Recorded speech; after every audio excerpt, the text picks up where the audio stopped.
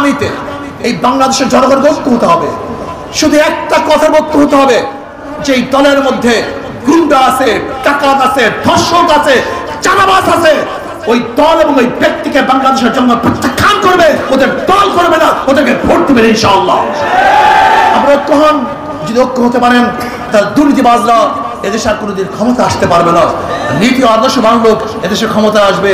আমি বিশ্বাস করি যদি বাংলাদেশের অর্থনীতি মুক্তি দিতে চান, গরিবদেরকে ধনী বানাতে চান, ইসলামী অর্থনীতির বাহিরে কোনো অর্থনীতি নাই যে অর্থনীতিতে মানুষ ধনী হতে পারে। বরং পুঁজিবাদী অর্থনীতি ধনীকে ধনী বানাবে আর গরিবকে গরিব বানাবে। আর ইসলামী অর্থনীতি অ্যাপ্লাই করলে গরিব ধনী হয়ে যাবে এবং ধনীদের মধ্যে সমতা চলে আসবে। ইসলামী অর্থনীতি সমস্ত গরিবদের জন্য, যাকাত কাদের জন্য গরিবদের জন্য, ফিতরা কাদের জন্য গরিবদের জন্য, ওসর কাদের জন্য গরিবদের জন্য, দান কাদের জন্য গরিবদের জন্য, মানত কাদের জন্য গরিবদের জন্য। আপনি কি জানেন ভারতের আম্বেদকর যিনি সংবিধান রচনা করছেন সে কে? দলিত বংশের, একেবারে নিচু বংশের লোক। আল্লাহ তাকে ব্রেন দিছে।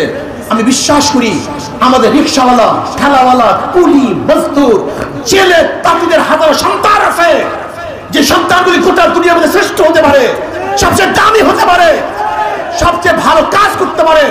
কিন্তু আমাদের সেই গরিব সন্তানদেরকে পড়াশোনার কোনো ব্যবস্থা এই সরকার নাই।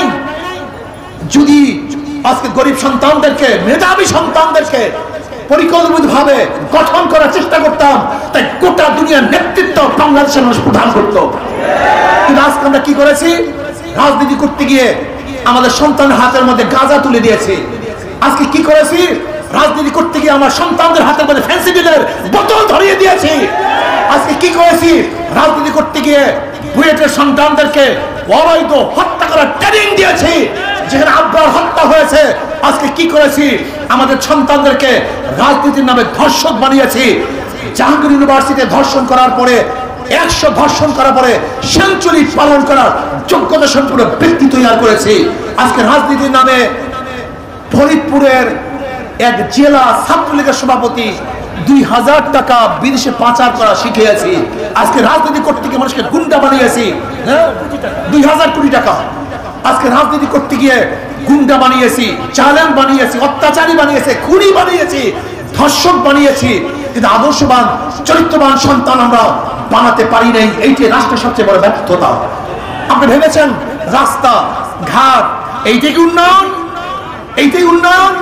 আমি বারবার একটা কথা বলি, যদি রাস্তা স্বর্ণ দিয়ে বাঁধিয়ে দেয় আর সেই রাস্তা যদি মানুষ না হেঁটে কুকুর হাঁটে, ওই রাস্তার কোনো দাম নাই। আর যদি রাস্তা মাটির থাকে, সেখানে মানুষ হাঁটে, সেই রাস্তার অনেক দাম আছে। সেই রাস্তায় মূল্যায়ন করতে হবে। আজকে মানুষ সম্পদ গোটা দুনিয়া মানুষদের জন্য, গোটা দুনিয়া মানুষদের জন্য। আমি বিশ্বাস করি গোটা সৌদি আরবের, গোটা মিডিল ইস্টে যেই পরিমাণের মানুষ, তার চেয়ে বেশি মানুষ আছে বাংলাদেশ। এই বাংলাদেশের মানুষটাগুলো ইউটিলাইজ করতে পারতাম, ব্যবহার করতে পারতাম, কাজে লাগাতে পারতাম, গোটা দুনিয়া বাংলাদেশের অধীনে চলে আসতে কোনো সন্দেহ নেই। আপনি জানেন একটা মেধার কত দাম, একটা ব্রেনের কত দাম। আজকে ব্রেনগুলিকে কাজে লাগাতে পারি নাই, তাদের গুন্ডা বানিয়েছে, জালেম বানিয়েছে, খুনি বানিয়েছে, ধর্ষক বানিয়েছি, দেশের জন্য বোঝা সৃষ্টি করেছি, কিন্তু মানুষ সম্পদকে কাজে লাগাতে পারি নাই। এর কারণ হলো ওরা চরিত্রহীন, ওরা ডাকাত, ওরা সন্ত্রাস, ওরা দুর্নীতিবাজ। ওরা শুধু আমাদেরকে ব্যবহার করে ক্ষমতায় থাকার পর সুগম করেছে। এই জনগণের উন্নয়নের জন্য কোনো কাজ ওরা করতে পারে নাই। কাজে আসুন, মাদার গাছ লাগিয়ে আমি আশা করা যায় না। শুধু নেতা নয়, নীতি পরিবর্তন চাই। আগামীতে এই বাংলাদেশের জনগণকে ঐক্য হতে হবে। শুধু একটা কথার ঐক্য হতে হবে, যেরকম ফ্যাসিস্টের বিরুদ্ধে ঐক্যবদ্ধ আন্দোলন করে ফ্যাসিস্টকে দেশ থেকে তাড়াতে আমরা সক্ষম হয়েছি। আগামীতেও জনগণ ঐক্য হবেন যে এই দলের মধ্যে গুন্ডা আছে, টাকাত আছে, ধর্ষক আছে, চাঁদাবাজ আছে, ওই দল এবং ওই ব্যক্তিকে বাংলাদেশের জন্য প্রত্যাখ্যান করবে, ওদের দল করবে না, ওদেরকে ভোট দেবেন ইনশাআল্লাহ। আমরা ঐক্য হন, যদি ঐক্য হতে পারেন তাহলে দুর্নীতিবাজরা এদেশে আর কোনোদিন ক্ষমতা আসতে পারবে না। নীতি আদর্শবান লোক এদেশে ক্ষমতা আসবে।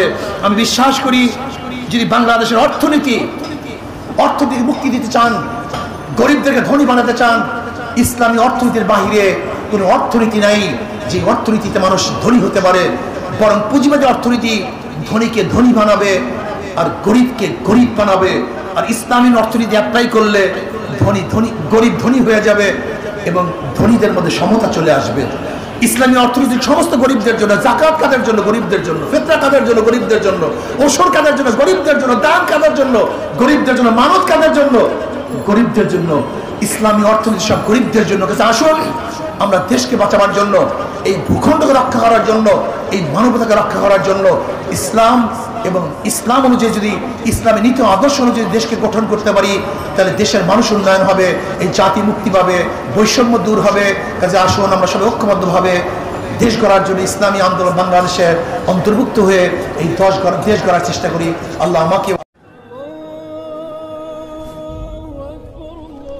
নিউ উজানি টিভি, সুস্থ সাংস্কৃতিক প্রত্যাশায় আপনাদের সেবায় নিয়োজিত।